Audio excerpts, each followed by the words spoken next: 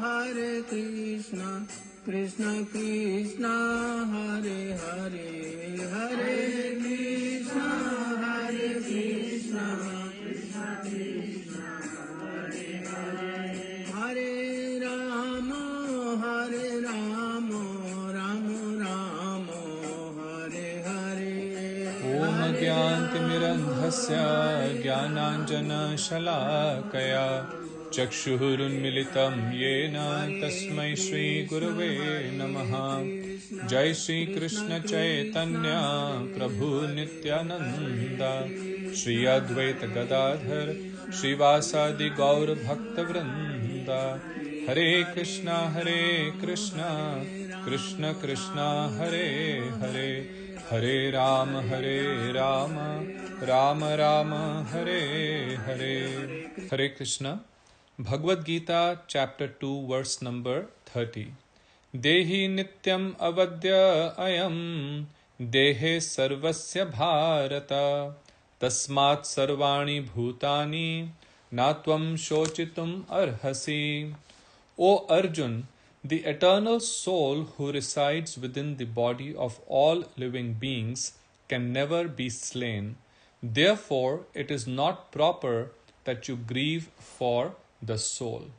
So, Shri Krishna is now concluding this very important fundamental message that we are not this body. Right? His first instruction to Arjun was that even though you are behaving as if you are a very great intellectual person, but you are grieving for something that a Pandit, someone who knows the truth, should not grieve.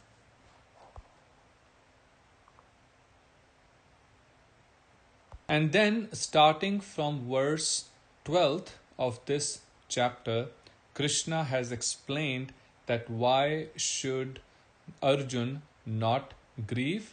Because he is worrying, he is lamenting for the external material body, but that is not the true identity of each one of us. We are not this material body.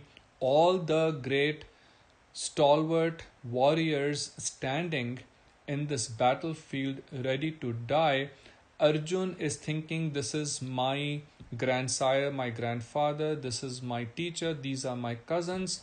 But Krishna is telling him, no, my dear Arjun, these are only their external identities. Their eternal identity is that of the spirit soul, as it is of you. And there was never a time when you did not exist or I did not exist, and never will there be a time when we will cease to exist.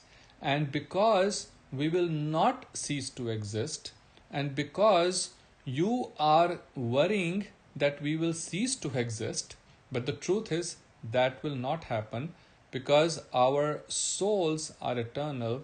Therefore, we will not cease to exist. You should not lament.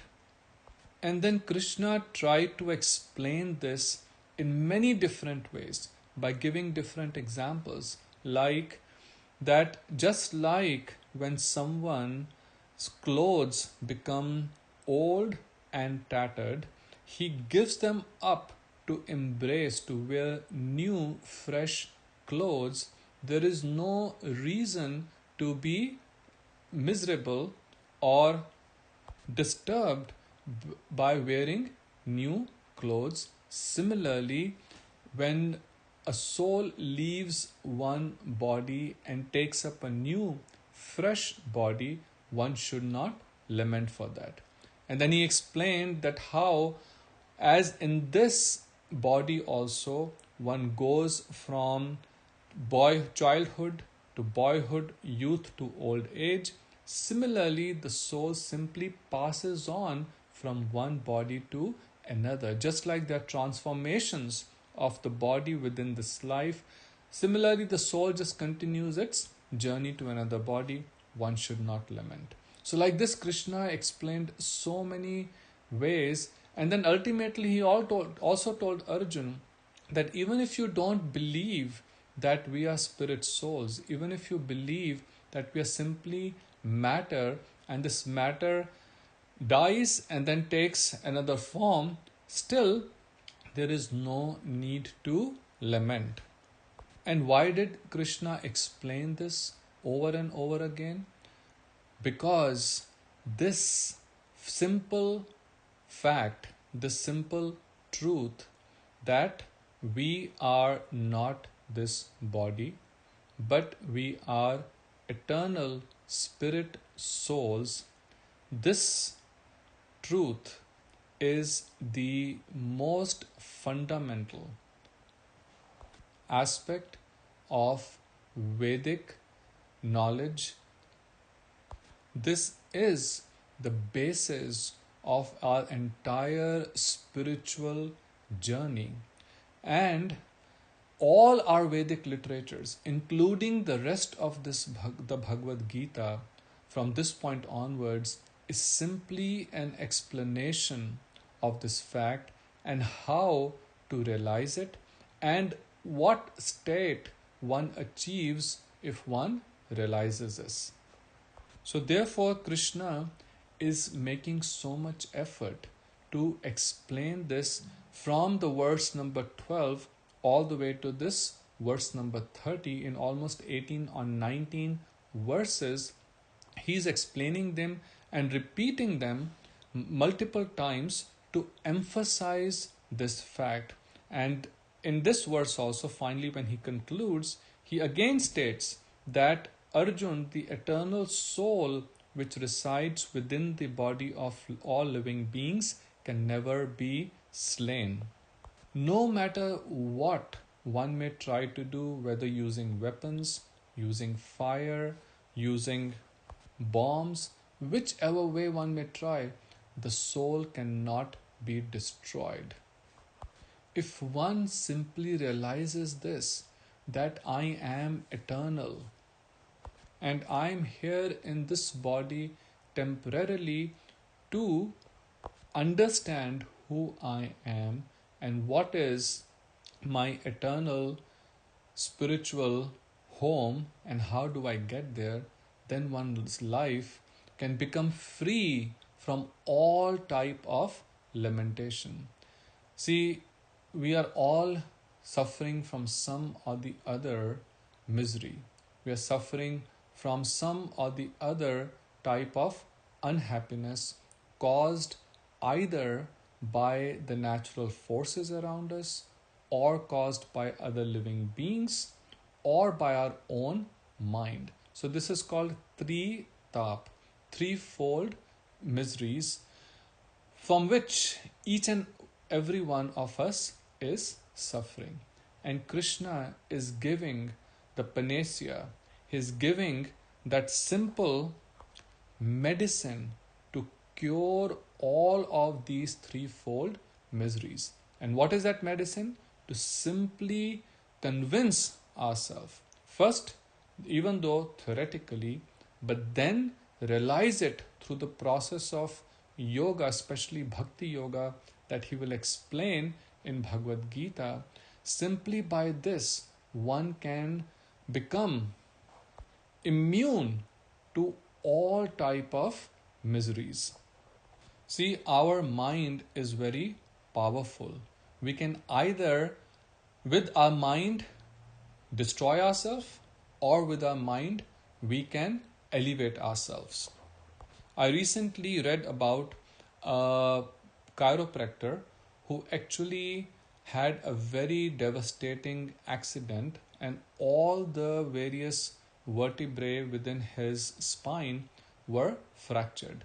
And they told him that they would have to put an iron rod through his spine, and he would never be able to walk and live the way he had lived before. He refused to go through surgery and simply lied down because he could not get up.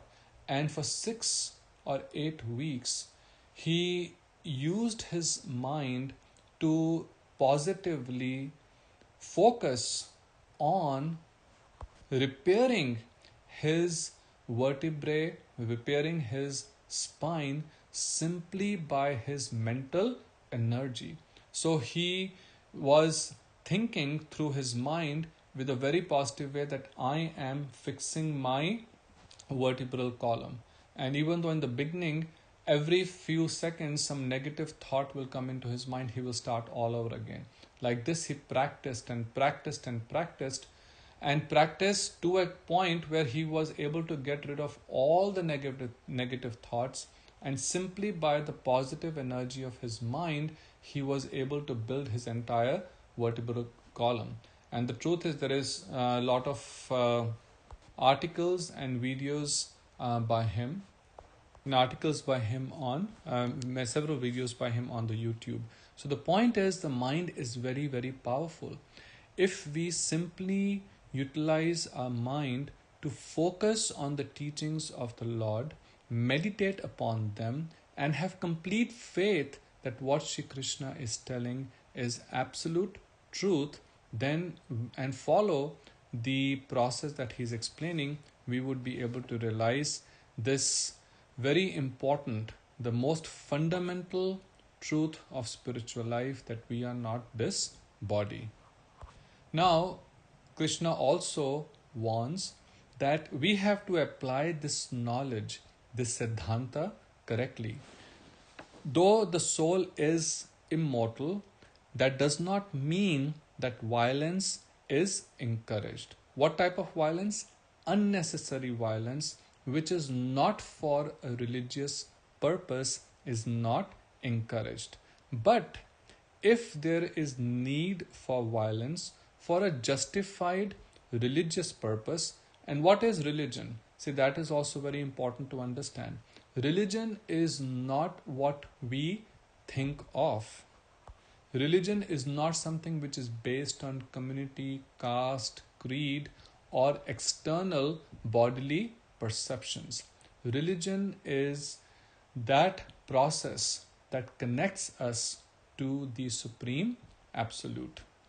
When principles of true religion are compromised because of surgence of demoniac forces, then yes, war may be justified, as is in the case of this battle of Kurukshetra.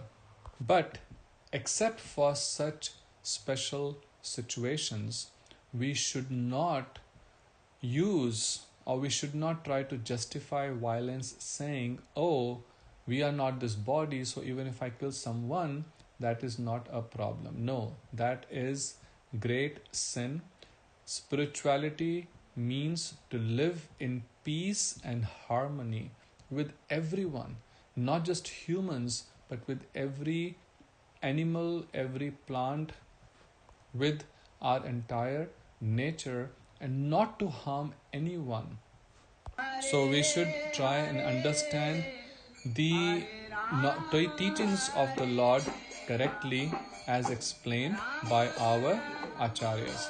Now Krishna will continue to the second part of his teachings, which we will continue from the next time. Hare Krishna, Radhe Radhe, have a very blessed day.